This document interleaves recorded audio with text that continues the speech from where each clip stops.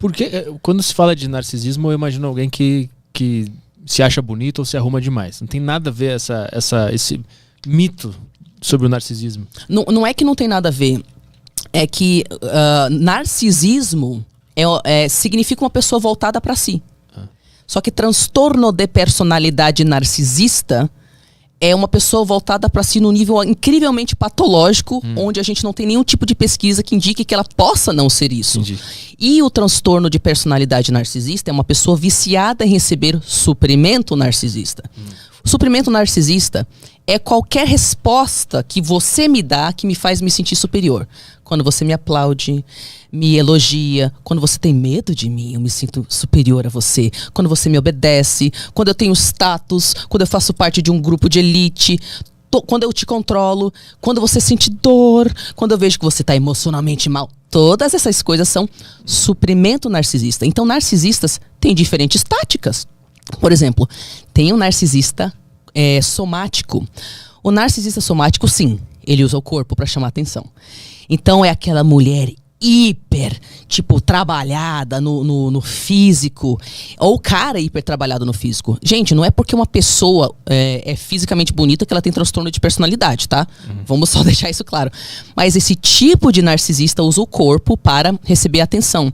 Tem um narcisista cerebral, ele usa o intelecto para humilhar outras pessoas. Você não tem o estudo que eu tenho, seu ridículo. Sempre ele sabe todas as respostas. Então ele usa o estudo dele para ser superior e humilhar as pessoas. Tem o narcisista comunal. Esse é um narcisista muito confuso, porque o narcisista comunal, o suprimento narcisista dele é fazer coisas boas para a comunidade. Ué, como assim, Tariana? Não entendi. É aquele narcisista que vai pra favela, dá um monte de cesta básica, tira foto com as criancinhas da favela, veja como eu sou bom, me aplaudem. E assim que as câmeras desligam, ai, povo fedido, ai, que nojo, vamos sair daqui. Então, esse narcisista é muito confuso quando o seu pai, que é pastor, é um narcisista comunal, ou quando a sua mãe boazinha é a narcisista comunal, porque 100% da sociedade fora da sua casa vai falar: mas sua mãe doa dinheiro, dá comida para os cachorros de rua, mas sua mãe dá cesta básica, mas seu pai é pastor que dá aula gratuita. Só que dentro de casa eles são às vezes uns sociopatas, nem narcisistas, ou eles são narcisistas e eles te destroem emocionalmente. Então a criança que tem uma mãe e um pai assim, ela não consegue validar a própria percepção da realidade dela de que ela está sofrendo abuso, porque literalmente ninguém fora de casa vai ver. Sim. Então tem vários tipos de narcisistas, entendeu? A rede social, ela cumpre um papel também para o narcisista criar essa imagem para o mundo dele, e a busca por likes e seguidores e sempre postar a coisa mais perfeita. Isso tem a ver com esse transtorno? Assim, nós estamos experimentando um fenômeno onde qualquer pessoa pode ser uma mini celebridade ou uma celebridade em rede social, mas isso não é sinônimo dessa pessoa ter transtorno de personalidade narcisista. Vamos diferenciar duas coisas. Você receber atenção é uma coisa. Você receber muita atenção não quer dizer que você especificamente tenta destruir o emocional das pessoas que são mais íntimos de você 24 horas por dia.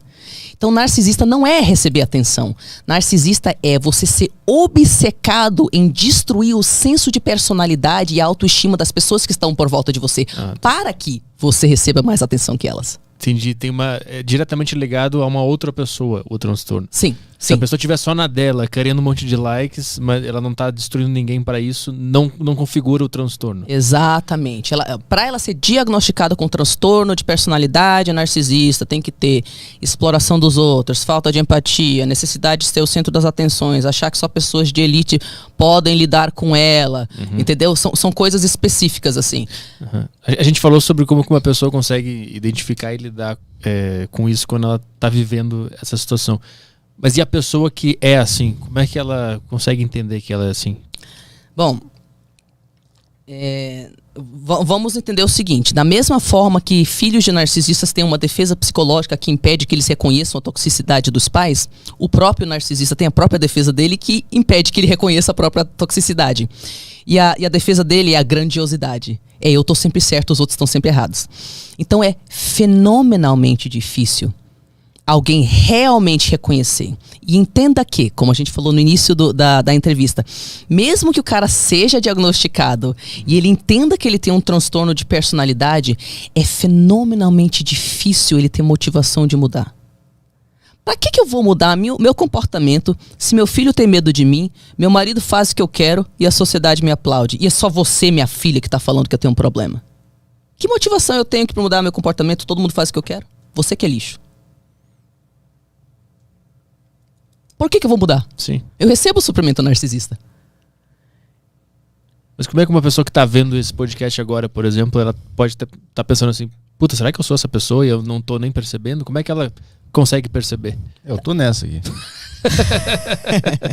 Bom, é importante falar que todos nós temos traços narcisistas, tá? E que existe uma diferença entre você ter traço narcisista e você ter transtorno de personalidade narcisista. Se você suspeita que você tem o transtorno de personalidade narcisista, você tem que ser diagnosticado com um profissional que tenha conhecimento e especialização neste assunto, porque ele vai ter as ferramentas para te diagnosticar oficialmente. Mas, uma coisa importante falar aqui. A gente pode entender tanto o narcisismo como outros transtornos como acontecendo no espectro. Ou seja, tem gente menos e mais. Duas pessoas que têm um transtorno de personalidade narcisista podem ser muito diferentes. Porque uma tem uma versão muito mais leve, a outra é basicamente um psicopata, além de narcisista, entendeu? Então tem uma diferença aí. Então eu quero explicar para vocês o espectro do narcisismo. Porque as pessoas assistindo vão poder se identificar. Ah, eu tô nesse ponto no espectro. Ah, eu acho que eu tô aqui. Imagina uma régua de 0 a 10. Quando a gente pontua 0, 1, 2 ou 3 nessa régua, é a régua do narcisismo, tá?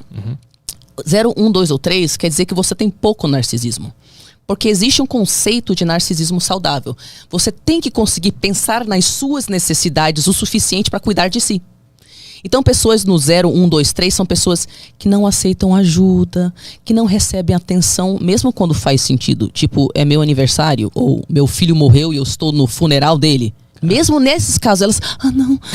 Você entendeu? Cara, eu odeio aniversário. Eu odeio o meu aniversário. Não, mas isso aí pode ser que você tenha um trauma, alguma coisa assim. Não quer dizer que você não saiba receber atenção e elogio. Eu não sei, minha namorada faz o bolinho, chega em casa, bota os balãozinhos. Eu fico, puta, mas eu não preciso disso aí. Puta, só que não. Não queria. Mas pra quê? Eu só fiquei respirando durante o ano inteiro. Eu não fiz nada demais. Já vai se identificando aí no espectro. Então existe esse início dessa régua aí quando o cara não tem nada de narcisismo. Isso é ruim. É prejudicial também pra pessoa. Claro que é prejudicial, porque se você não consegue pensar nas suas necessidades, você não consegue satisfazê-la. Aí você vira o quê? Um capacho. Qualquer um faz qualquer coisa com você, porque você não sabe que você tem valor. E aí isso é até o 3. Então, 4, 5, 6 é o que a gente chama de narcisismo saudável. Ok? Narcisismo saudável é você reconhece que você tem valor e necessidades e você tem autoestima de tomar decisões na sua vida que satisfaçam as suas necessidades. Você tem confiança, mas não é arrogante. Não tem falsa modéstia, mas também não fica humilhando os outros quando você tem uma habilidade. Você simplesmente fala, eu faço isso bem. Você, quando leva um baque da vida, você tem estrutura egóica, estrutura emocional para se levantar de novo, porque quando você leva um baque na vida, você não fica lá 10 anos, como eu sou lixo, eu não acredito que eu levei aquele baque. E narcisista faz isso. Dependendo do perfil do narcisista. Tem narcisista que é muito ativo, enfim, aí ele tem conquistas reais.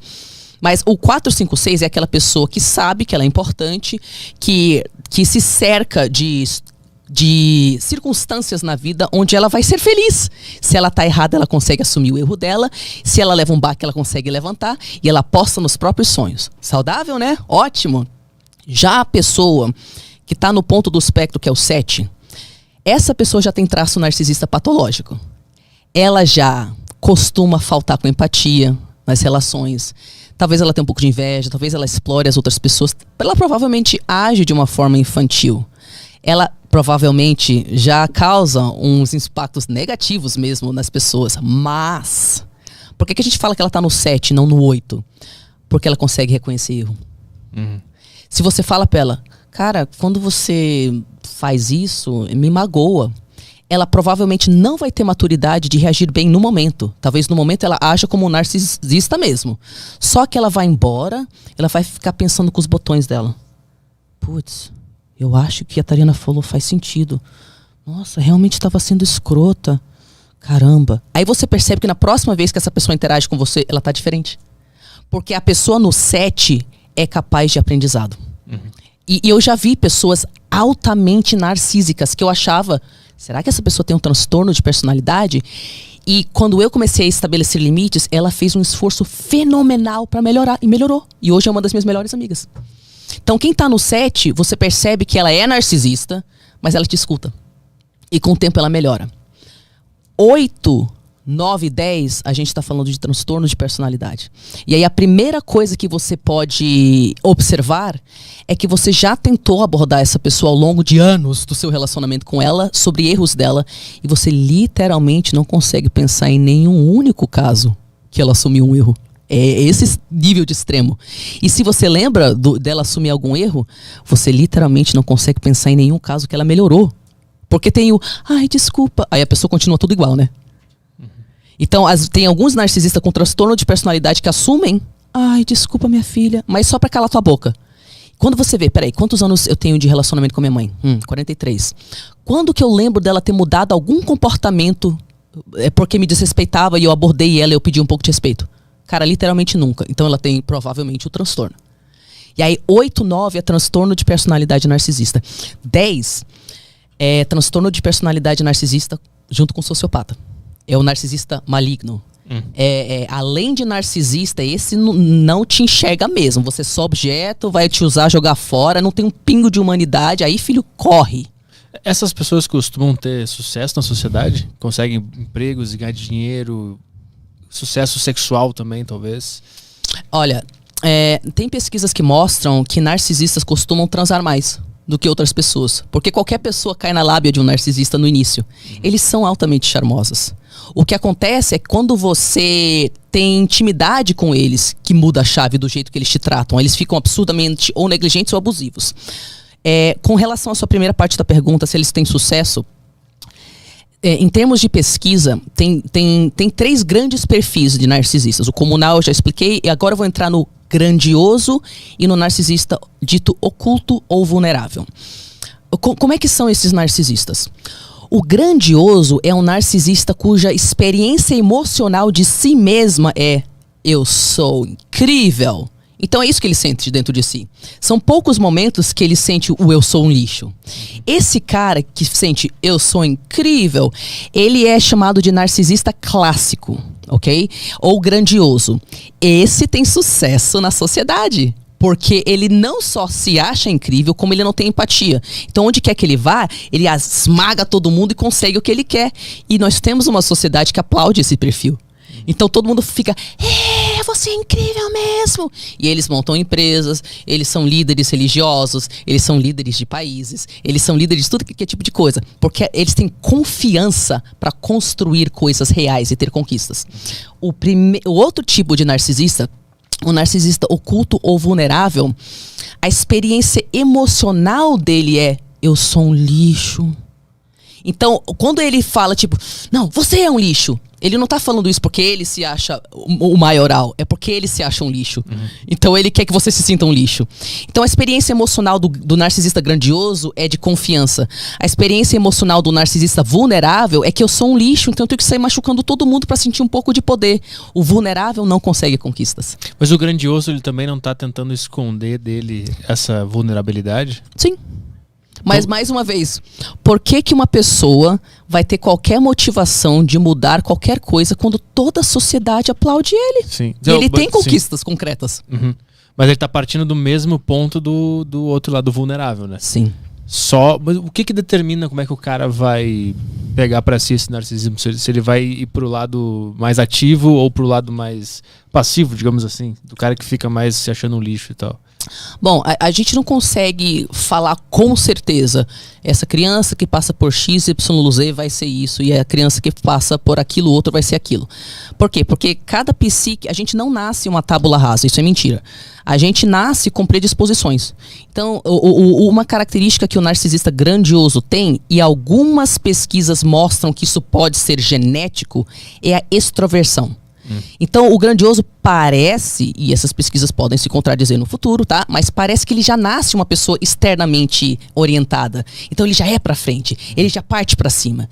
E parece que quem se torna um narcisista vulnerável, ele tem uma característica de introversão. E nós sabemos que pessoas introvertidas que pensam demais têm maior tendência à depressão, à ansiedade e a experimentar estados emocionais pesados. Então parece que tem essa coisa de que o vulnerável já nasce mais muito pensando, muito ruminante, e ele não consegue sair da dor interna dele, entendeu? Agora eu vou te falar uma coisa que eu percebo, e não tem pesquisa sobre isso, é simplesmente algo que eu percebo no grupo, de lidar com milhares de pessoas, né, que são filhas e filhos de narcisistas. Eu percebo muitas vezes que o bode expiatório, a criança que foi o bode expiatório, quando se torna narcisista, parece que costuma ser mais o narcisista vulnerável. E a criança dourada parece que quando se torna narcisista é mais o grandioso. E isso pode ter a ver com o fato de que a criança dourada era aplaudida dentro de casa. Sim. Né? E de fato tinha boas notas, cantava bem, era bailarina. Então já estava ocupando esse local de proeminência. Falta saber se essa criança já nasceu extrovertida e por isso ela foi escolhida para ser a criança dourada, né? E o bode expiatório que sempre foi um lixo, você é lixo. Aí ele tem percepção de que ele é um lixo, não que ele seja, gente. Nenhum bode expiatório é um lixo, mas a pessoa começa a acreditar que é.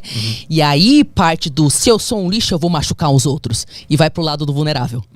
Né? Porque já se sente um lixo. O outro não se sente um lixo. Só é sem noção e desrespeitoso. Às vezes a pessoa ela se sente um lixo depois de grande e ela nem entende por quê. Ela só se sente e sente muita culpa, né? Pode ser por causa disso. Pode ser por causa disso. Dificilmente as pessoas entendem por quê. E mesmo eu explicando, não, mas quando você era criança, teve essa experiência, aquela outra... Vai parecer balela durante muito tempo. Sim. Sabe? Vai parecer muito, até parece, ai, que criança interna o quê? Ai, que criação o quê? Ai, essa Tariana só quer que eu fique culpando meus pais. Não, gente, a pesquisa mostra, e quando a gente faz o processo de realmente enxergar a nossa família, a gente consegue ver direitinho de onde vieram os nossos hábitos e as nossas dores. E de forma geral, está associado a você tentar receber o amor de alguém que você não conseguiu.